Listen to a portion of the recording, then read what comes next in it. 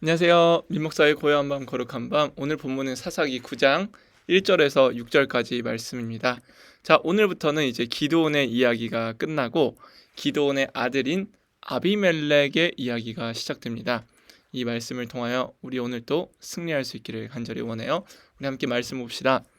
함께 읽을게요. 여룻바알의 아들 아비멜렉이 세겜에 가서 그의 어머니의 형제에게 이르러 그들과 그의 외조부의 집에 온 가족에게 말하여 이르되 청하노니 너희는 세겜의 모든 사람들의 귀에 말하라. 여룻바알의 아들 70명이 다 너희를 다스림과 한 사람이 너희를 다스림이 어느 것이 너희에게 나으냐. 또 나는 너희와 고륙임을 기억하라 하니 그의 어머니의 형제들이 그를 위하여 이 모든 말을 세겜의 모든 사람들의 귀에 말하매 그들의 마음이 아비멜렉에게로 기울어서 이르기를 그는 우리의 형제라 하고 바알브리 신전에서 은 70개를 내어 그에게 주매 아비멜렉이 그것으로 방탕하고 경박한 사람들을 사서 자기를 따르게 하고 오브라에 있는 그의 아버지의 집으로 가서 여룻바알의 아들 곧 자기 형제 70명을 한 바위 위에서 죽였으되 다만 여룻바알의 막내 아들 요담은 스스로 숨었으므로 남으니라.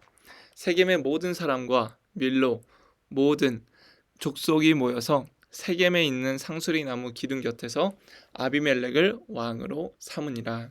아멘. 자, 이제 9장이 시작되었습니다. 9장부터는 가장 특징적인 것은 야훼 하나님이 나타나지도 않으시고 말씀하시지도 않으시고 심지어 언급되지도 않으세요. 이를 통해 우리가 알 수 있는 것은 지금 이 아비멜렉이 통치하는 그 상황이 아주 비극으로 치닫고 있는 것을 우리는 알 수 있습니다. 그래서 중요한 장소부터 소개하죠. 세겜이라는 장소가 나와요. 이 세겜이라는 장소는 그리심산과 에발산, 즉 축복의 산이라고 하는 그리심산과 또한 저주의 산이라고 하는 이 에발산 사이에 그 가운데 있는 골짜기를 말합니다.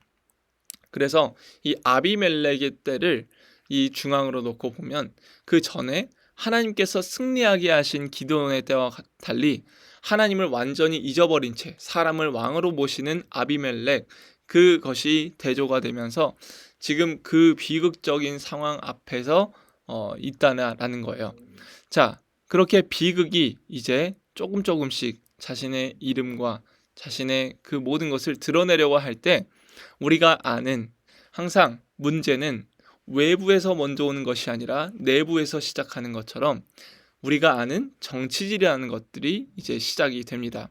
그래서 아비멜렉이 자신의 어머니의 형제 그리고 외조부의 온 가족에게 말합니다. 어떻게 말하냐면 두 가지를 내세워요. 70명이 통치자로 거느리는 그 다두 정치, 많은 사람들이 머리로 있는 그 정치보다 한 사람이 통치하는 왕정 제도가 조금 더 유익하다고 말을 하죠.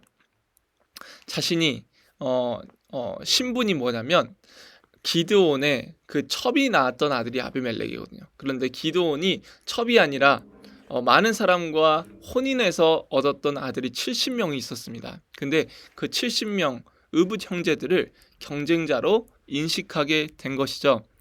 뿐만 아니라 이 70명보다 한 명이 낫다라는 것뿐만 아니라 뭐라고 말합니까? 너희의 고륙임을 기억하라 라고 말하죠. 그러니까 혈통과 또한 신분을 내세워서 내가 왕이 되어야 한다는 이유를 말하고 있는 것이에요.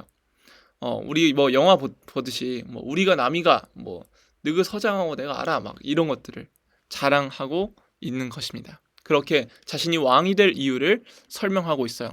자, 그런데 거기에 대한 반응이 동의하는 반응으로 나타납니다. 3절 보니까 세겜의 모든 사람들에게 말했는데 그들의 마음이 아비멜렉으로 기울었어요. 그래서 그들의 마음은 아비멜렉의 말로 인해서 완전히 설득된 것이죠. 그래서 그는 우리의 형제라라고 말합니다. 자, 그렇게 하여서 4절에 어떤 문제가 등장하냐면 이 전 본문 8장 마지막을 보면 바알브릿을 섬겼다 하게 되는데 그 바알브릿 신전에 우상에게 바쳐진 예물을 이제 주게 되고 그 예물로 말미암아 아비멜렉은 방탕하고 경박한 사람들을 샀다고 말합니다. 여기서 방탕한다는 말은 공허하다는 뜻이고 경박하다는 말은 아주 포악하다라는 것을 의미해요. 즉 이렇게 공허하고 또한 초점이 없이 살아가는 사람들, 그 사람들을 사서 범죄의 도구로 사용하게 됩니다. 그래서 어떤 일이 벌어지냐면 5절 보니까 함께 경쟁자라고 인식되었던 기드온의 정말 정식적으로 결혼을 통해 있던 70명 그 의붓 형제들을 모두 바위 위에서 학살하게 되죠. 단 한 명 요담만 남았다고 말합니다. 그래서 6절의 결과로 어떤 일이 벌어지냐? 세겜의 모든 사람과 밀로 모든 족속이 모여서 세겜에 있는 상수리 나무 기둥 곁에서 아비멜렉을 왕으로 삼습니다. 여기서 왕으로 삼다라는 이 히브리어 말라크라는 단어는 이 동사는 사사기 내에서 이방 왕들에게만 쓰였던 표현이에요.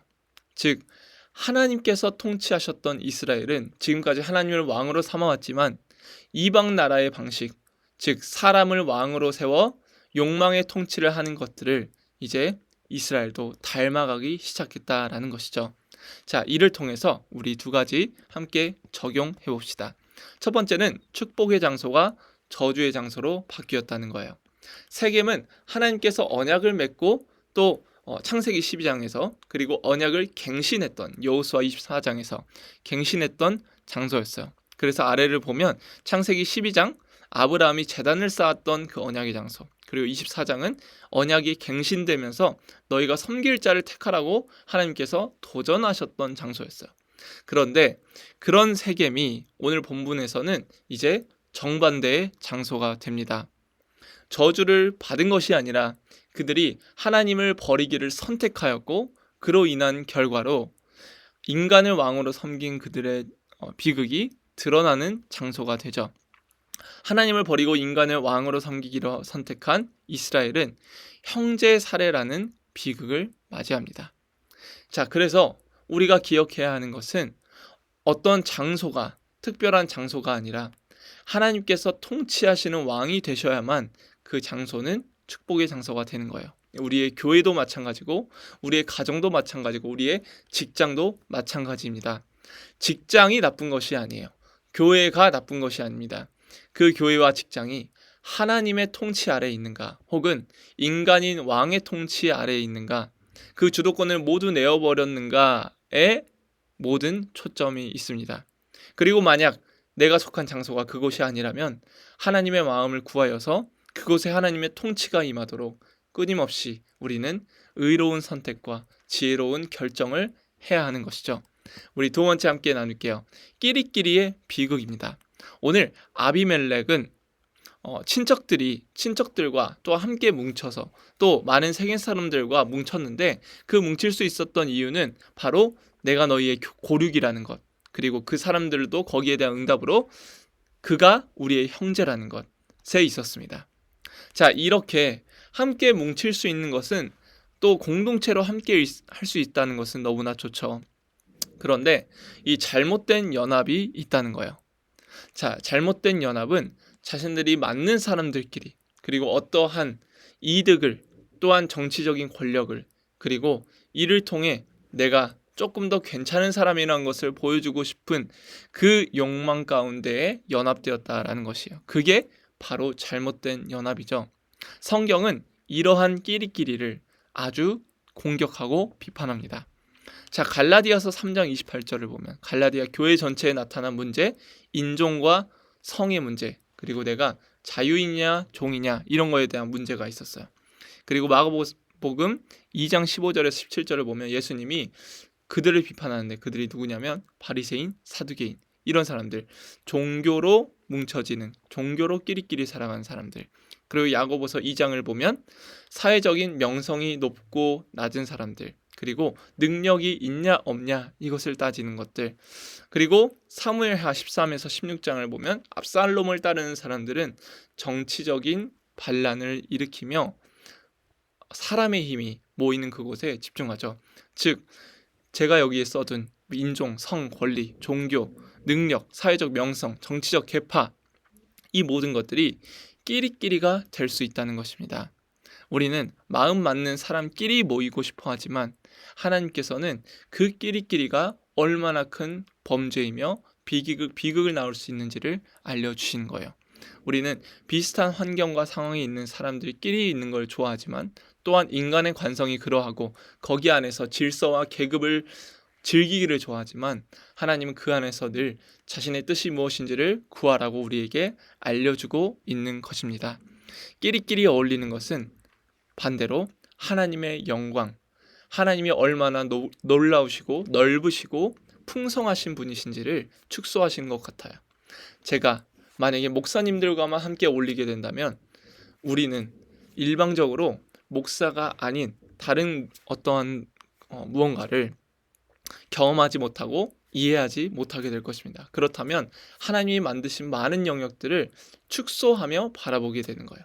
즉 내가 알지 못한다고 해서 그들이 틀렸다라고 말할 수 있는 것이죠. 자, 이런 것들이 하나님께서 우리에게 주신 마음입니다. 우리 두 가지 함께 기도할게요. 첫 번째는 내 모든 영역을 통치하시도록 하나님께 내어 주세요, 내어 맡겨드리게 해주세요가 아니라 내어 드리겠습니다 라는 결단의 기도를, 그리고 끼리끼리를 탈피하기 위해 부단히 우리 내부에 있는 외부의 문제보다 먼저 내부의 문제가 있다고 했어요. 내부의 문제, 우리 공동체를 살피게 해달라고 우리 하나님께 기도합시다.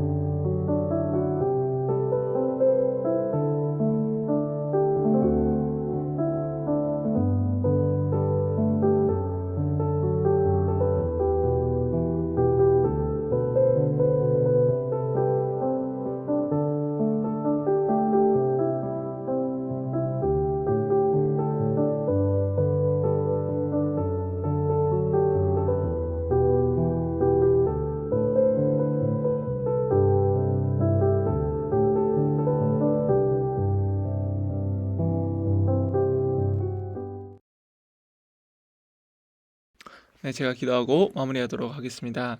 하나님, 아비멜렉이 자신이 왕이 되려 했고 또한 뿐만 아니라 자신의 고륙과 혈육, 형제임을 드러냈던 것처럼 하나님, 우리는 그 실수 반복하지 않게 하시고 하나님이 왕이시며 또한 우리의 공동체와 내가 속한 그곳이 끼리끼리의 공동체가 아니라 우리의 자정 능력, 하나님만이 왕이심을 기억하면서 우리가 누릴 권력과 또한 욕망을 합리화하지 않도록 주여 이끌어 주시옵소서. 주님만이 높임받기를 간절히 소망하며 예수님의 이름으로 기도합니다. 아멘. 여러분, 오늘도 말씀으로 승리하시고 사사기 말씀으로 우리 함께 유익을 누리기를 원합니다. 그리고 특별히 군대에 있는 친구들, 여러분들은 이제 9월과 10월 큐티가 나왔는데 그 큐티 본문이 또 재밌게 사사기더라고요. 그 말씀을 통하여서도 많은 유익을 누릴 수 있기를 간절히 원해요. 여러분, 승리하세요. 안녕.